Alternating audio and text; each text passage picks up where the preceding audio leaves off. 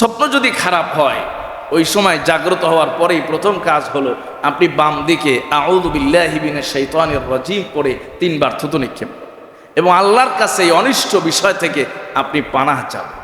ভালো সংবাদ হলে বলা যাবে, তবে এমন মানুষের কাছে বলা যার কাছ থেকে আপনি ভালো ব্যাখ্যা পাবেন, ভালো সাজেশন পাবেন, উপদেশ পাবেন, ক্ষতির কোনো আশঙ্কা। বিজ্ঞ আলেমের কাছে বলা, বুজুর্গ লোকের কাছে বলা, যার প্রতি আপনার আস্থা হয় যে না এই লোকের কাছে বললে ভবিষ্যতে এই স্বপ্ন যদি আমার প্রতিফলিত হয় তাহলে এর দ্বারা ক্ষতি হবে। কারণ আল্লাহ পাক রব্বুল আলামিন বলছেন ওয়ালা তাকসুস রুইয়াকা আলা ইখওয়াতিক ফায়াকিদু লাকা কাইদা, স্বপ্নের কথা ভাইদেরকে বলো না, কারণ ভাইয়েরা স্বপ্নের কথা শুনলে তোমার বিরুদ্ধে ষড়যন্ত্রে লিপ্ত হয়ে যাবে। কথা বলেন ঠিক কিনা? মুফাসসিরিনে কেরাম, উলামায়ে কেরাম স্বপ্নকে 3 প্রকারে বিভক্ত করেছে। কয় প্রকার? 3 প্রকার।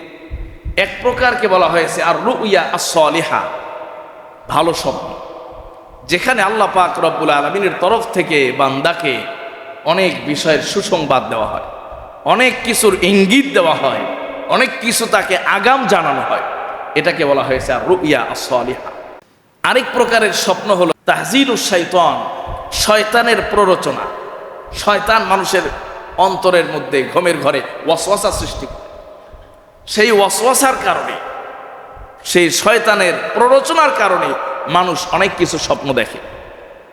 আরেক প্রকারের স্বপ্ন হলো মা ইউহাদ্দিসুল মারউ বিহি নাফসাহু, মানুষ তার কল্পনা থেকে, কল্পনা প্রসূত সারাদিন যেগুলো কল্পনা করে, সারাদিন যেগুলো চিন্তা ভাবনা করে, সারাদিন যেগুলো ভাবে, যেগুলো করে, এগুলোই অনেক সময় মানুষ স্বপ্নযোগে দেখে। কথা বলেন ঠিক কিনা? এই যে আমাদের ছাত্ররা ছোটবেলায় পড়াশোনা করে, মনে করেন বিশেষ করে হিফজখানার ছাত্র, সারাদিন কোরআন শরীফ পড়তেই থাকে, দেখবেন রাত্রিবেলায় ঘুমের ঘরে কোরআন শরীফ পড়তেছে। ওই যে একটা চিন্তা, একটা টেনশন, সারাদিন কোরআন শরীফ পড়ে, সারাদিন যে যেটা চিন্তা করে, ভাবে, স্বপ্নযোগে অনেক সময় সেগুলো মানুষের জবান থেকে বের হয়, মানুষের মস্তিষ্কে সেগুলো আসে।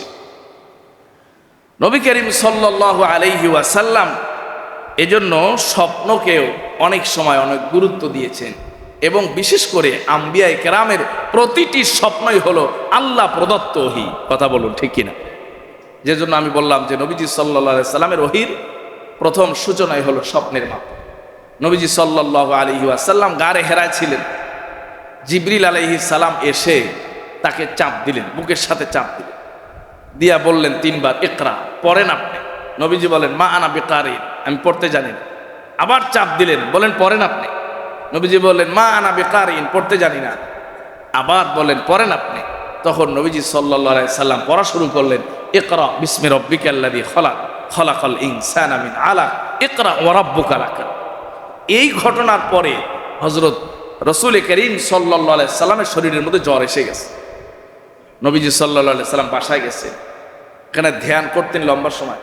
গিয়া বুখারী রিওয়ায়াতে আসছে আম্মাজান খাদিজাতুল কুবরা রাদিয়াল্লাহু তাআলা আনহাকে বলতেছেন জাম্মিলুনি জাম্মিলুনি, আমার একটু চাদর দাও, চাদর দিয়ে আমার শরীরটাকে মোড়ায় দাও, জ্বর আসতেছে, গা গরম হয়ে গেছে।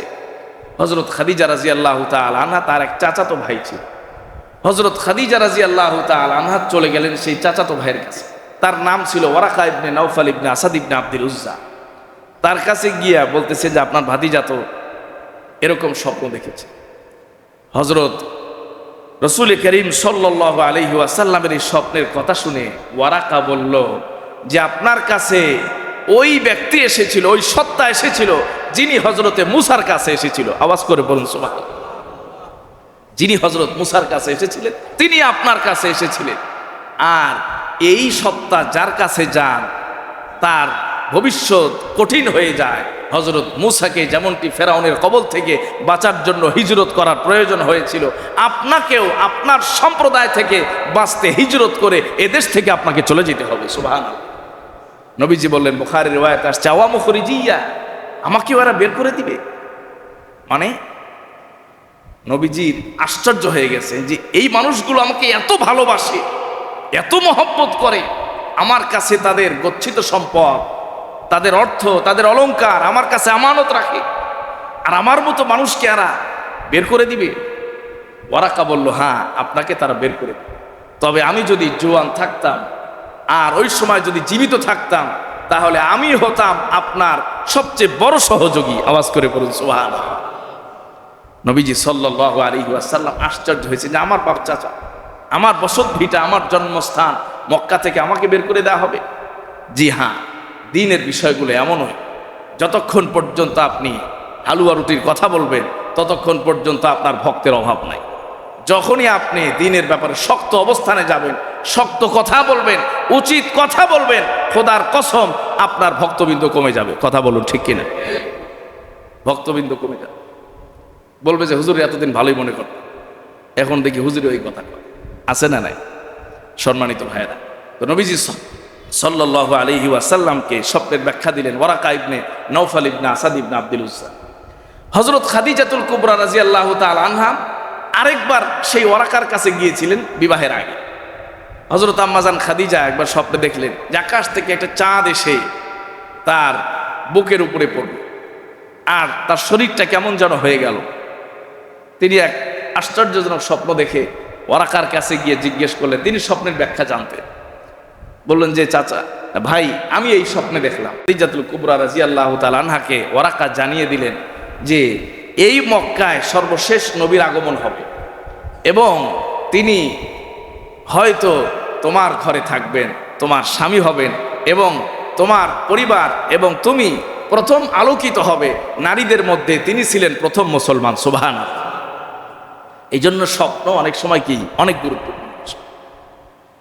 আল্লাহ সুবহানাহু ওয়া তাআলা পবিত্র কোরআনুল কারীমে জানিয়েছেন, ক্বালা ইউসুফু লিআবিহি ইয়া আবাতি ইন্নী রাআইতু আহাদা আশারা কাওকাবান ওয়াশ-শামসা ওয়াল কমারা রাআইতুহুম লি সাজিদিন ক্বালা ইয়া বুনাইয়া লা তাকসাস রা'য়াকা আলা ইখওয়াতিক فيكيدوا لك كيدا إن الشيطان للإنسان عدو مبين।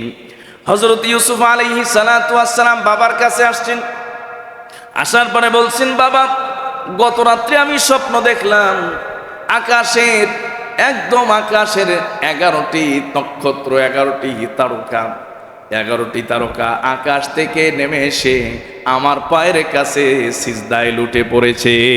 সুবহানাল্লাহ। হযরত ইউসুফ বললেন, শুধু তাই নয়, আকাশ থেকে 11টি তারকা, 11টি নক্ষত্র আমার পায়ে সিজদা করছে, সাথে সাথে চন্দ্র এবং সূর্য, সবচাইতে বড় জিনিস চন্দ্র এবং সূর্য, এই বড় দুটি জিনিসও আমার পায়ে সিজদা করতেছে। সুবহানাল্লাহ। হযরত ইয়াকুব আলাইহিস সালাতু ওয়াস সালাম যেহেতু নবী, এজন্য তিনি বুঝতে পারলেন এই স্বপ্নের ব্যাখ্যা কি। 11টি নক্ষত্র এসে তাকে সিজদা করতেছে, মানে তিনি ছাড়া বাকি 11 ভাইয়ের উপরে তার শ্রেষ্ঠত্ব যিনি দিয়েছেন তিনি কে? আর চন্দ্র এবং সূর্য তাকে সিজদা করতেছে। হযরত ইয়াকুব আলাইহিস সালাতু ওয়াস সালাম বুঝলেন যে মা বাবাও তার প্রতি দয়ালু, বা মা বাবাও তার প্রতি অনেক বেশি আন্তরিক। এই মোট 13টি জিনিস তাকে সিজদা করতেছে, তার শ্রেষ্ঠত্ব, তার মর্যাদা, তার নবুয়তের বহিঃপ্রকাশ আল্লাহ পাক রব্বুল আলামিন ওই সময় করে দিয়েছিলেন। সুবহানাল্লাহ। হযরত ইয়াকুব আলাইহিস সালাম তাহলে বেশি ভালোবাসতেন, একটা কারণ ছিল তার মা মারা গিয়েছিলেন ইয়েতিম। দ্বিতীয় আরেকটি কারণ, যেটি সবচেয়ে বড় কারণ, যে ভবিষ্যতে আমার 12 সন্তানের মধ্যে ইনি হলেন নবী। অতএব একজন নবী আরেকজন নবীর প্রতি আবার সন্তান নবী হচ্ছেন, এজন্য তার প্রতি একটু মায়া, মমতা, ভালোবাসা অনেকের চাইতে, সবার চাইতে একটু বেশি ছিল।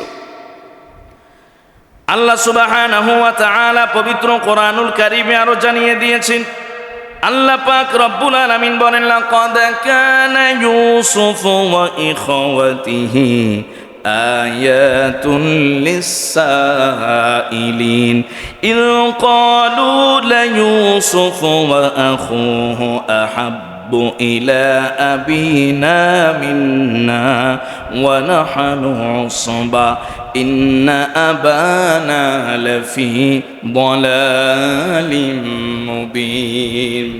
হযরত ইয়াকুব আলাইহিস সালাম প্রতিক্রিয়া ব্যক্ত করলেন, ইউসুফ, যে স্বপ্ন তুমি দেখেছো এটা সাধারণ কোনো স্বপ্ন নয়, অনেক গুরুত্বপূর্ণ স্বপ্ন।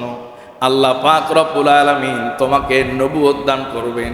এই স্বপ্নের কথা আমি বাবা ছাড়া আর কাউকে কোনো দিন বলা যাবে না। সুবহানাল্লাহ। এই জন্য স্বপ্নের কথা যত্রতত্র কারোর কাছে না। এটির একটি আদব আছে। স্বপ্ন যদি ভালো হয় অবশ্যই প্রথম কাজ হলো আপনাকে আল্লাহর শুকরিয়া দেবে। আর স্বপ্ন যদি খারাপ হয় ওই সময় জাগ্রত হওয়ার পরেই প্রথম কাজ হলো আপনি বাম দিকে আউযু বিল্লাহি মিনাশ শাইতানির রাজিম পড়ে 3 বার থুতু নিক্ষেপ এবং আল্লাহর কাছে এই অনিষ্ট বিষয় থেকে আপনি পানাহ চান।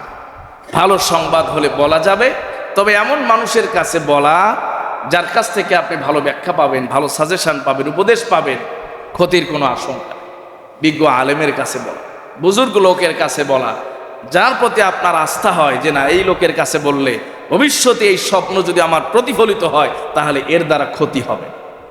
কারণ আল্লাহ পাক রব্বুল আলামিন বলছেন ওয়ালা তাকসুস রুইয়াকা আলা ইখওয়াতিক ফায়াকিদু লাকা কাইদা। স্বপ্নের কথা ভাইদেরকে বলো না, কারণ ভাইয়েরা স্বপ্নের কথা শুনলে তোমার বিরুদ্ধে ষড়যন্ত্রে লিপ্ত হয়ে যাবে। কথা বলেন ঠিক কিনা? আপনি একটা ভালো কাজ করবেন, একজনের কাছে শেয়ার করেন, দেখবেন ওই কাজ নষ্ট হয়ে, ওই কাজ হবে না। মানুষের চোখ লেগে যায়।